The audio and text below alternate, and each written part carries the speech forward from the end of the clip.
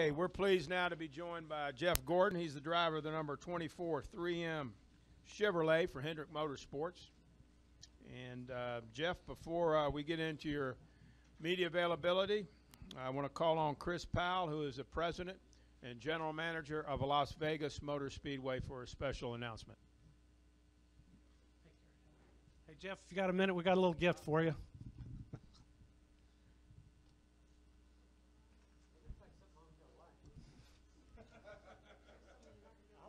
They said make it Vegas-y, right? This is a good gift, man.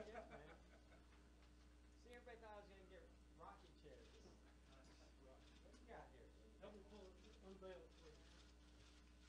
Wow, that's awesome. Look at that. Casino night, here I come. For those of you who can't see it, it's Jeff's very own personal blackjack table. And it has images. It has both racing images as well as images from some of Jeff's accomplishments here at Las Vegas Motor Speedway. Jeff, enjoy it. Thank you, man. That's awesome. Thank you, Chris. I appreciate it. And we've got a framed image of the. Here, we'll hold it up.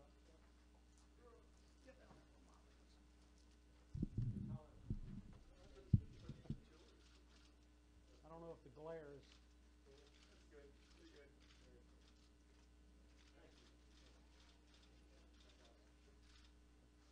Thank you.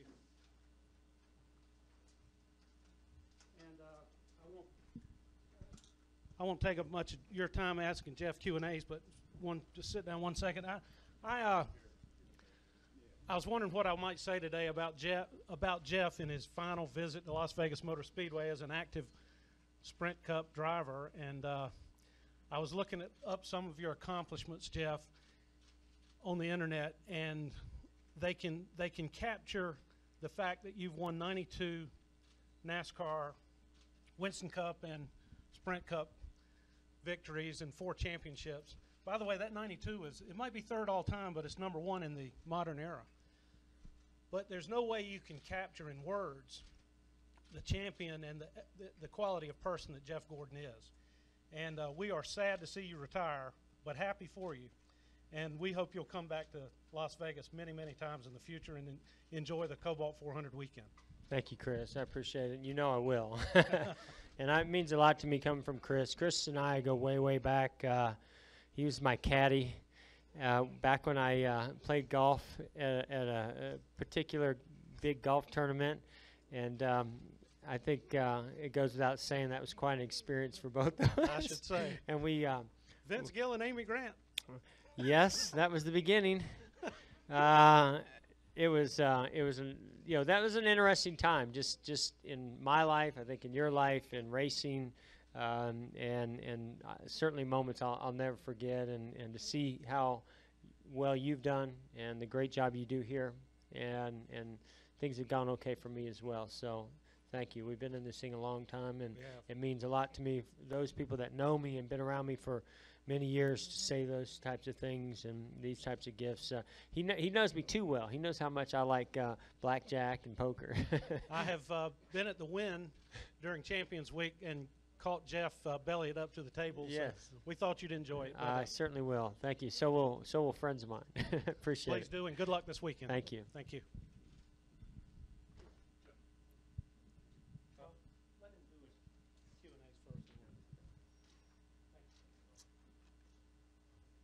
Thank you, Chris. Very well done. And certainly, Jeff, we saw this at Atlanta last week.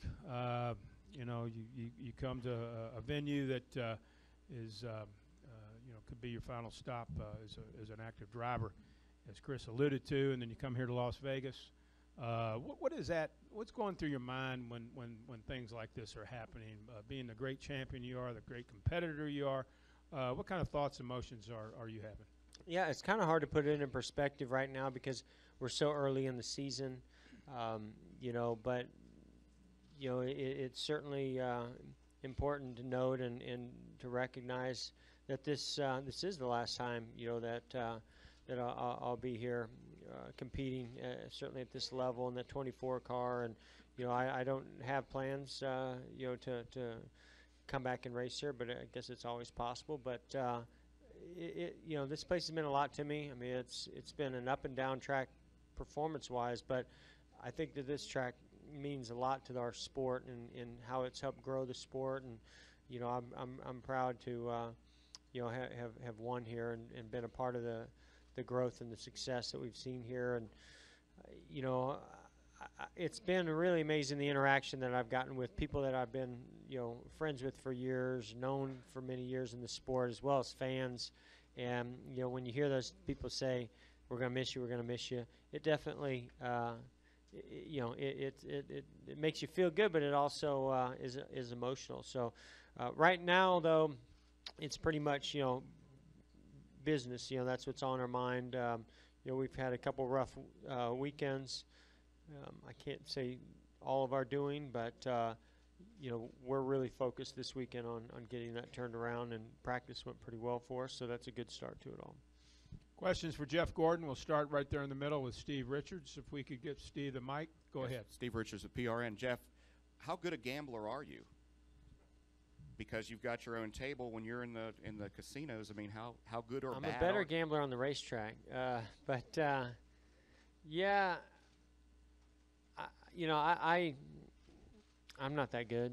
I mean, I like the game. I really, I used to play a lot of blackjack, and I still play a little bit of blackjack. And then I really started playing a lot of poker. And, I realize, like most things that I do outside of racing, that I don't get near enough time to practice them and build a real skill for it. But as long as I don't put my life savings on the table, then I enjoy it. It's a lot of fun. We'll go here to the front row, if we could, to Jenna. There you go, Jenna. Jennifer, AP. I wasn't in Atlanta, but I see you managed to find another unprotected wall to hit. I'm wondering what you think that these tracks should be doing while they're looking at places to put more walls. And yeah, I know Vegas made some tweaks. Phoenix is putting tires in. What would you like to see done as they're investigating this?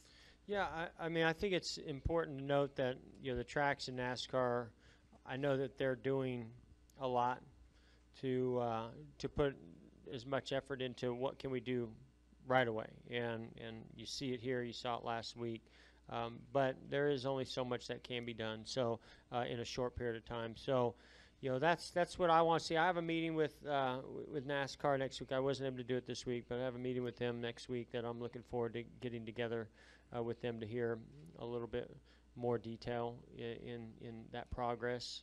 I don't want to allude to too much because I have just enough details to get myself in trouble by bringing them up, because I don't have the full scope of it, and I'd prefer to have the full scope of it. I think, the most important thing is just to continue to see progress. The one thing that I would question is when did safer barriers start being put at racetracks, and what was the plan for them to be complete, and where are we in that plan? I was under the impression when they started going in, it was going to be a 3 or 4 year plan to complete the safer barriers in every wall that needed to have a safer barrier. I don't think anybody expected them to have safer barriers around every wall day one, and I think I'm realistic to know that they can't just have it next week. It takes a while to manufacture them. There's only a couple groups or distributors, or however you want to put it, the people that make them, that are like certified to even do it. So I don't know. My question is, what's the time frame to have those built and installed? Because I think everybody knows it's a priority, but it seems to be kind of pushed further along since Kyle's accident. Where were we prior to Kyle's accident on that plan?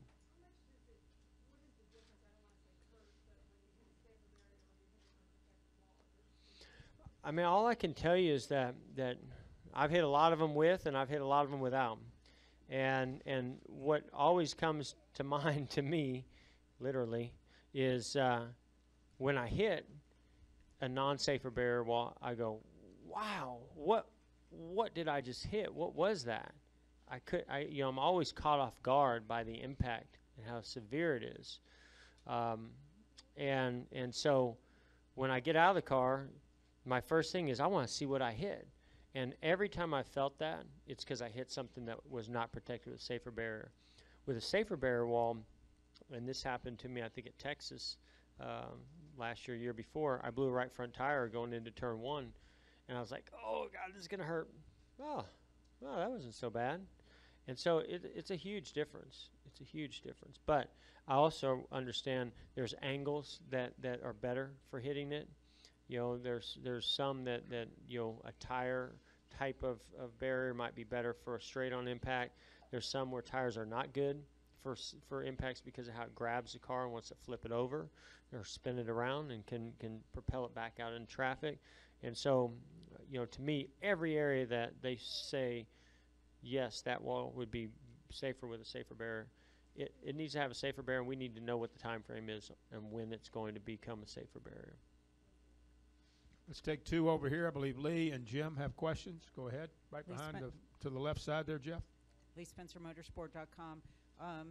Just wondering if you believe that your career could have been longer had it not been for the hits that you have taken over the years.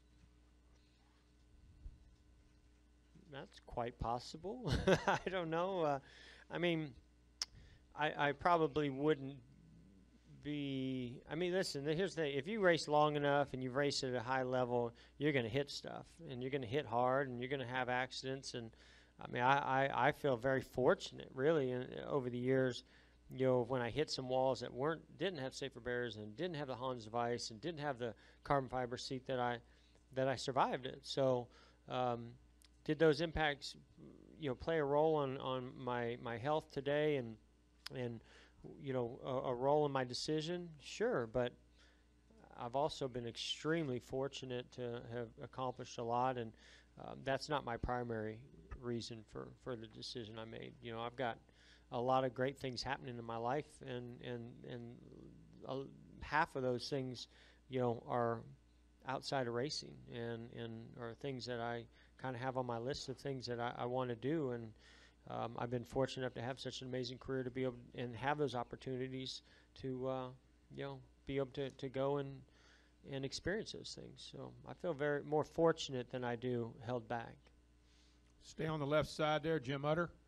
Jim Utter, Charlotte Observer. You mentioned at the beginning about your start to the season and some of it not being your fault, but when you look at the stats, it looks like you haven't had a very good start to your final season. But how do you feel the team has performed in the first few weeks that you've been on the track? And do you feel just as comfortable coming to Las Vegas with a chance to win? Yeah, I'm from a team standpoint, we have a phenomenal team, and I'm very excited about that. You have to have confidence in your car and in your team to be able to climb yourself out of this little bit of hole. And John Edwards was quick to point out to me, this is not the worst start I've ever had to a season. And it's not how you start, it's how you finish. He didn't say that, I'm saying that. Because that year we finished pretty darn good. We almost won the championship. So I'm hoping that's the kind of season that we have ahead of us. Here we are in Vegas, and we're talking about gambling and playing the odds. Well, that's the way I look at crashes. I really do look at it this way. Last year I didn't hit much. I didn't crash a whole lot. We had a really solid season, and those percentages and odds kind of catch up to you. And so I'm hoping we're getting them out of the way here early in the season. The nice thing about it is I know we've got a very, very strong race car and race team to be able to go and perform and move up in the points and put some victories on the board. Today we had a fast car. It went well. We got some more work to do for the race, but hopefully we can qualify as good as we ran in practice. So I feel pretty confident about it.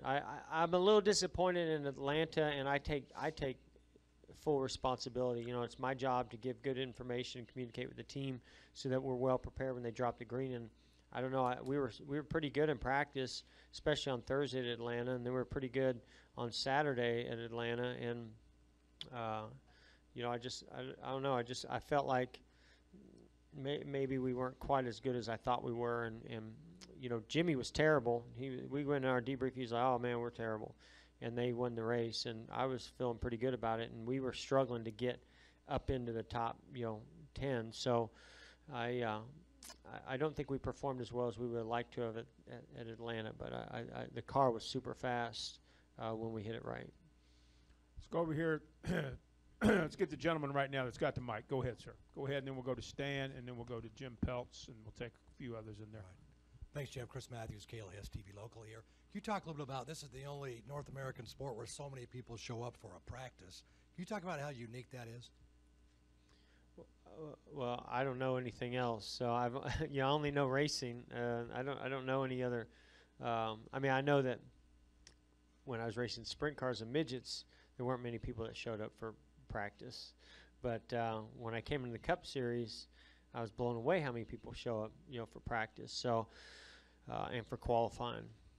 Vegas is a unique place. I mean, it's a very entertaining city, and they people love to come here for the entertainment that includes NASCAR racing, and we get great crowds out here. People are very excited. They come from all over, and they're in the garage or they're in the stands. So this is a very popular venue on the circuit, and we certainly recognize that and how fortunate we are to be able to perform in front of all those folks. Let's go over here to Stan, and then we'll go to Jim Peltz. Go ahead. Over here, Stan Creekmore with CompetitionPlus.com. Obviously, if you win on Sunday, this could be the most stellar moment ever for you at Las Vegas Motor Speedway. But since it's not Sunday yet, what has been the most stellar moment for you at this racetrack to this date? Well, we won here in 01 or something? Whenever the last time I won here. 2001. That's been way too long. That's been way too long. Yeah, I'd like to have a more recent memory of a win. Unfortunately, I get reminded more about hitting the wall in the back straightaway than I do that win. But when we first started coming here, this is a really tough racetrack to compete on, to win at. And so that win in 2001 meant a lot to me because it was a personal hill to climb and challenge, as well as a team challenge. I don't know, I didn't feel like I was doing all the right things to get us to victory lane, not so much the team, the car. And we won that race in 01. That was a big moment. One of my big goals this year is to win at Kentucky because I want to check off every track on the circuit. And to me, that win in 01 was a big check mark because I know how difficult it is to win here. Obviously, it's difficult. I haven't done it since 2001. So it's a tough place, and I'm very proud to have that win. Yeah. Let's go to right here. Jim Peltz, Brant James, Holly Kane, and we'll get our guys in there. Jim Peltz, the LA Times. Jeff, without going into anything proprietary, this meeting you're having with NASCAR, did they invite you? Did you ask to see them? Do you know if they're seeing other drivers? I reached out to them, to not necessarily for a meeting. I just reached out to them to discuss some things, and that being one of them. And they said, hey, we'd like to share some information with you when you have a chance. So,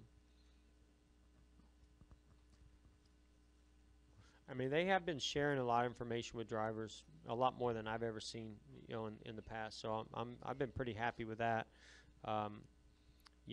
This just happened, and whatever comes out of that, I'll share with other drivers and my team for sure. I don't know. NASCAR. Whoever shows up. Right behind you there, It might Jim. be me by myself sitting there. I don't know. Chalkboard. Jim, pass that mic right behind you to Holly.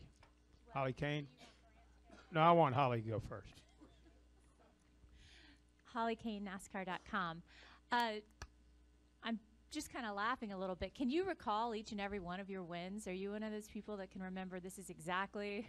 I can remember most of the wrecks, but the wins, no.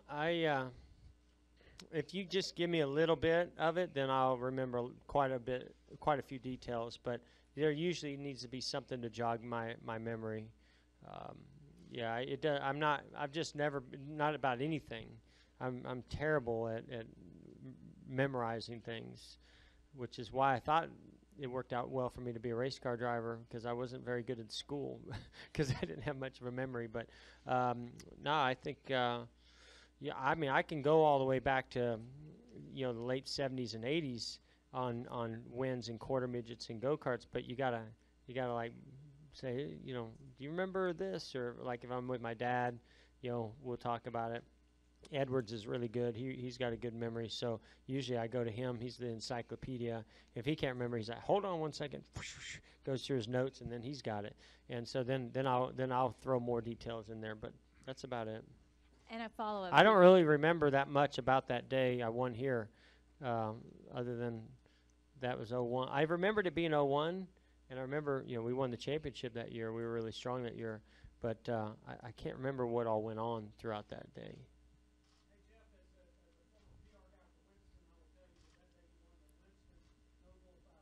Oh, that's right. I should remember that. That was a good payday. I think after 01 they got rid of that program because we won too many of them.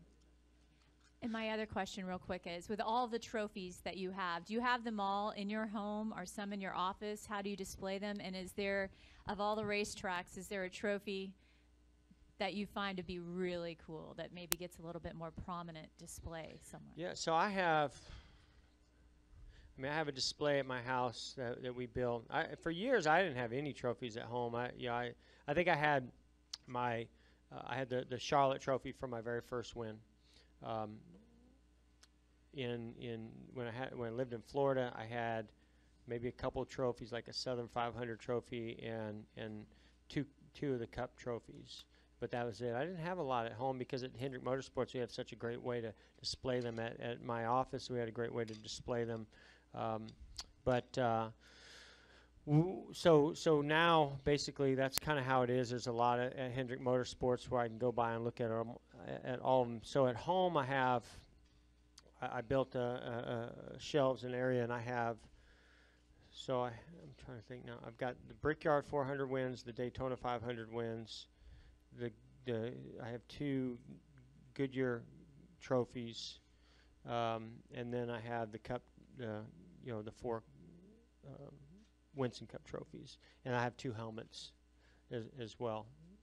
Just one that I like the paint scheme on. The other one was actually not a Noble, but the Winston Million when I won that race. I have that helmet at home. Oh, and I have my wife really liked the Kansas trophy. She said it looks like art, and so we took the plaque off of it that says all the details about the win, and we just made a nice base on it with the trophy, and so it's like a piece of art that sits over there. Let's go with Brant James. Brant? Brant James, USA Today Sports.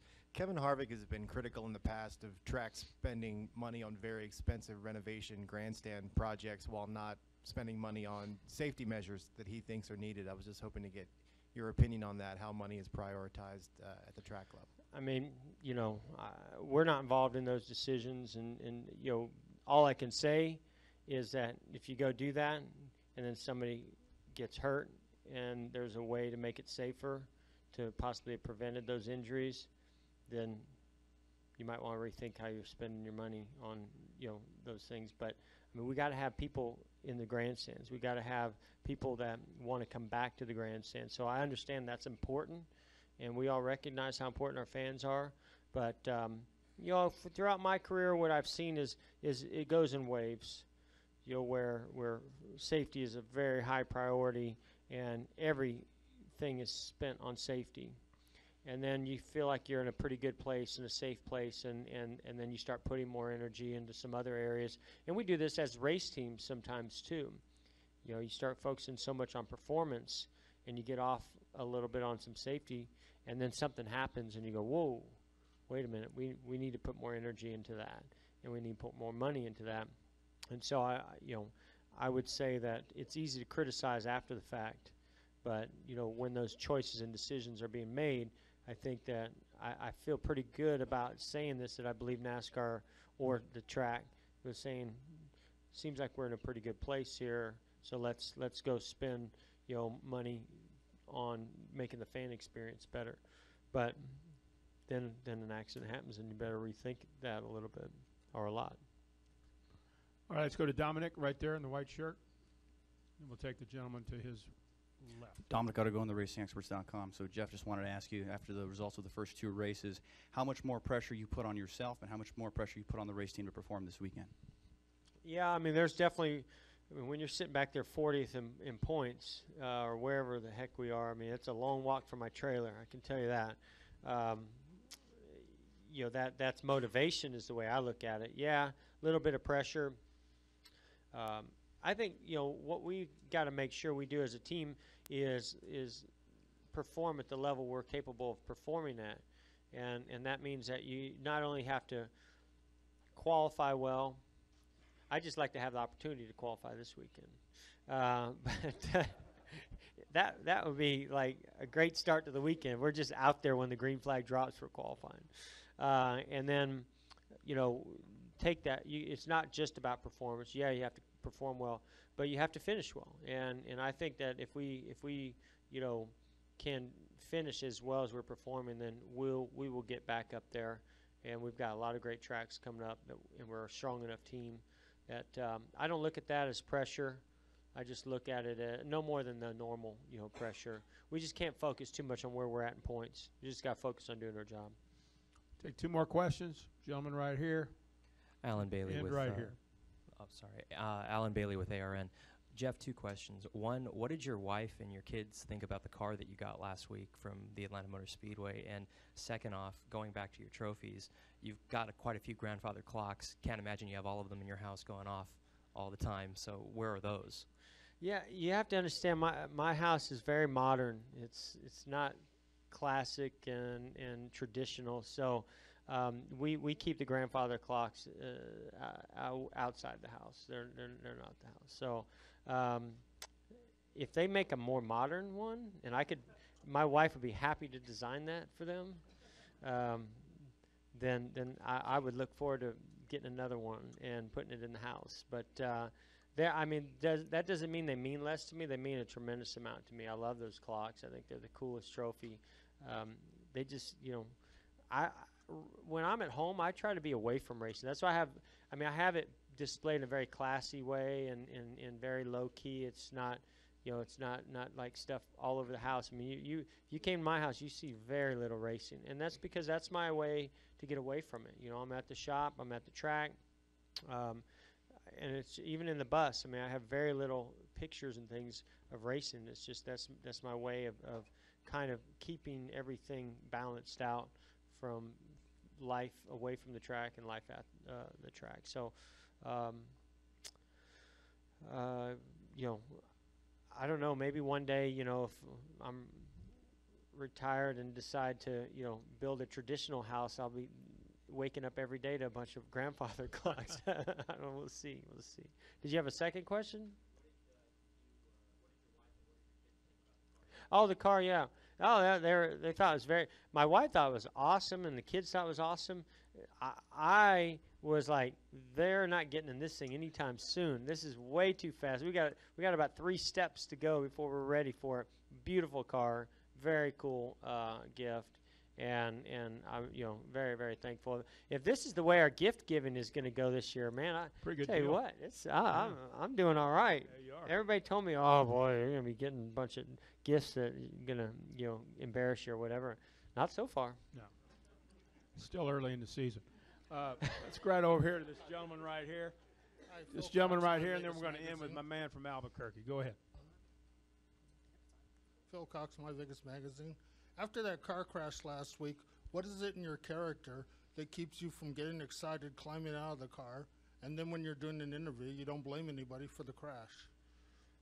Well, you have to understand, I've been around a long time, and I've blamed a lot of people for crashes over the years, and then you go, maybe I shouldn't have said that. But in all honesty, last week they did not show me a clip of the video when I was being interviewed, so I had not seen the accident or what caused it. So I was hesitant to blame anybody, although I feel like I was pretty accurate in what I saw from where I was driving the car and to what actually happened. So the way I described it pretty much was what happened. But I didn't feel like it was anybody doing anything dumb or stupid. I feel like it was just a racing incident that we just happened to get caught up in. I don't know. I mean, that's just kind of the way that I've always been. I try to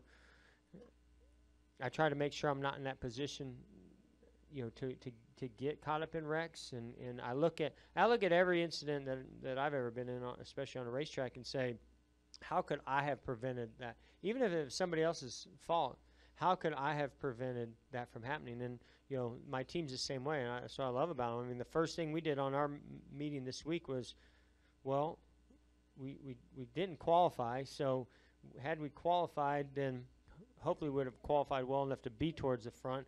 And if we had qualified up towards the front, maybe we had a little cleaner air, and if we had got the car a little bit better, maybe we would have been ahead of all that stuff instead of behind it.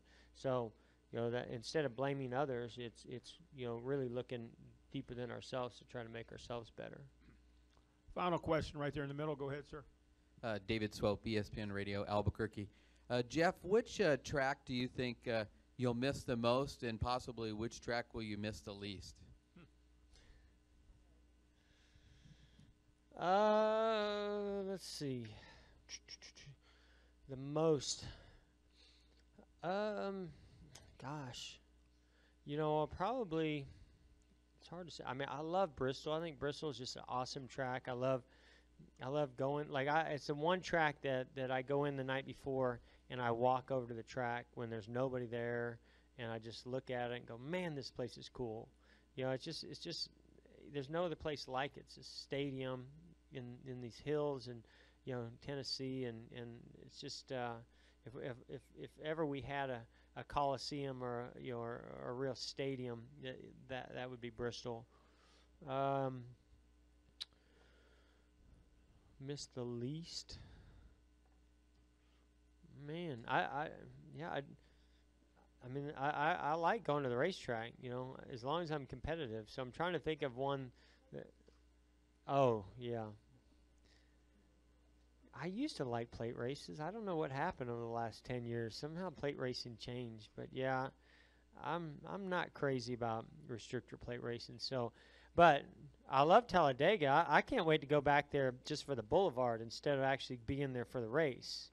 So I'm actually fine with the races. It's just not when I'm driving.